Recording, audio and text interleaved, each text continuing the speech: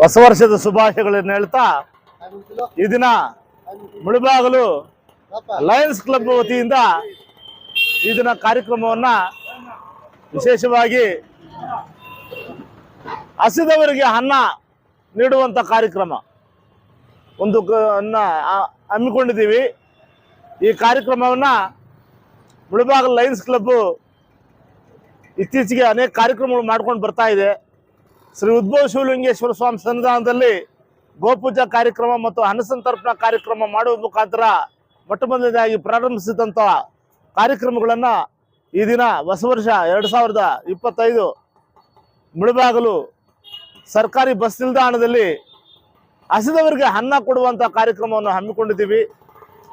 ವಿಶೇಷವಾಗಿ ಲಯನ್ಸ್ ಕ್ಲಬ್ನ ತಾಲೂಕು ಅಧ್ಯಕ್ಷರಾಗಿರ್ತಕ್ಕಂಥ ಕೆ.ಸಿ. ಸಂತೋಷ್ ರವರು ಮತ್ತು ಉಪಾಧ್ಯಕ್ಷರಾಗಿರ್ತಕ್ಕಂಥ ಸಾಗರ್ ಅವರು ಮತ್ತು ಮಹಾಪ್ರಧಾನ ಕಾರ್ಯದರ್ಶಿಗಳಾಗಿರ್ತಕ್ಕಂಥ ಮಂಜಣ್ಣವರು ಮತ್ತು ನಮ್ಮ ಖಜಾಂಚಿಗಳಾಗಿರ್ತಕ್ಕಂಥ ನಮ್ಮ ಸತ್ಯನಾರಾಯಣ ಶಾಸ್ತ್ರಿರವರು ಮತ್ತು ವಿಶೇಷವಾಗಿ ಈ ಕಾರ್ಯಕ್ರಮವನ್ನು ತುಂಬ ಅರ್ಥಪೂರ್ಣವಾಗಿ ನಡೆದುಕೊಳ್ಳಲಿಕ್ಕೆ ಒಬ್ಬ ಮುಖ್ಯ ಅತಿಥಿಗಳಾಗಿ ಆಗಮಿಸಿರ್ತಕ್ಕಂಥ ನಮ್ಮ ಕರ್ನಾಟಕ ರಕ್ಷಣಾ ವೇದಿಕೆ ಹುಸೇನ್ ಅವರು ವಿಶೇಷವಾಗಿ ಈ ತಾಲೂಕಲ್ಲಿ ಒಳ್ಳೆಯ ಕಾರ್ಯಕ್ರಮಗಳನ್ನು ಕೊಟ್ಟು ಹೆಸರುಕೀರ್ತಿ ಮಾಡಿರ್ತಕ್ಕಂಥವರು ಅವರು ಇವತ್ತಿನ ಈ ಕಾರ್ಯಕ್ರಮಕ್ಕೆ ಅತಿಥಿಗಳಾಗಿ ಆಗಮಿಸಿದ್ದಾರೆ।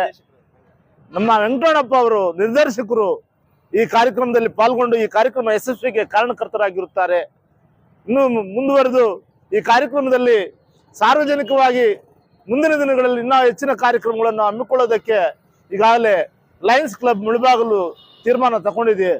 ಪರಿಸರ ಸಂರಕ್ಷಣೆ ಮತ್ತು ಸ್ವಚ್ಛತಾ ಕಾರ್ಯಕ್ರಮಗಳು ಮತ್ತು ಮುಂದಿನ ಒಂದು ಲಯನ್ಸ್ ಕ್ಲಬ್ಬಿಂದ ಕಣ್ಣು ಪರೀಕ್ಷಾ ಕೇಂದ್ರ ಕ್ಲಬ್ ಮತ್ತು ಪರೀಕ್ಷೆಯನ್ನು ಮಾಡುವಂಥದ್ದು, ಆರೋಗ್ಯ ಸಮಸ್ಯೆಗಳ ಬಗ್ಗೆ ನಿರಂತರವಾಗಿ ವಿದ್ಯಾರ್ಥಿಗಳಿಗೆ ಸಹ ವಿದ್ಯಾಭ್ಯಾಸಕ್ಕೋಸ್ಕರ ಅನೇಕ ರೀತಿಯ ಸವಲತ್ತುಗಳು ಸಹಕಾರಗಳು ಬಡ ವಿದ್ಯಾರ್ಥಿಗಳಿಗೆ ವಿಶೇಷವಾಗಿ ಇಂಥ ಕಾರ್ಯಕ್ರಮಗಳು ಹಮ್ಮಿಕೊಳ್ಳಲಿಕ್ಕೆ ಲಯನ್ಸ್ ಕ್ಲಬ್ ಮುಂದೆ ಬಂದಿದೆ। ಇವತ್ತಿನ ಈ ಹೊಸ ದಿನದಲ್ಲಿ ಬಂದವರಿಗೆ ಅನೇಕರು ಬೇರೆ ಬೇರೆ ಕಡೆಗಳಿಂದ ದೇವಾಲಯಗಳಿಗೆ, ಚರ್ಚ್ಗಳಿಗೆ, ಮಸೀದಿಗಳಿಗೆ, ಮಂದಿರಗಳಿಗೆ ಬಂದಿರ್ತಾರೆ। ಅಂಥವರಿಗೆ ಒಂದು ಅನ್ನ ನೀಡುವಂಥ ಒಂದು ಕಾರ್ಯಕ್ರಮ ಇವತ್ತು ಹಮ್ಮಿಕೊಂಡಿದ್ದೀವಿ। ಈ ಕಾರ್ಯಕ್ರಮ ಇನ್ನು ಸುಮಾರು 12-1 ಗಂಟೆವರೆಗೂ ಆ ಕಾರ್ಯಕ್ರಮ ಮುಂದುವರಿಯಲಿದೆ।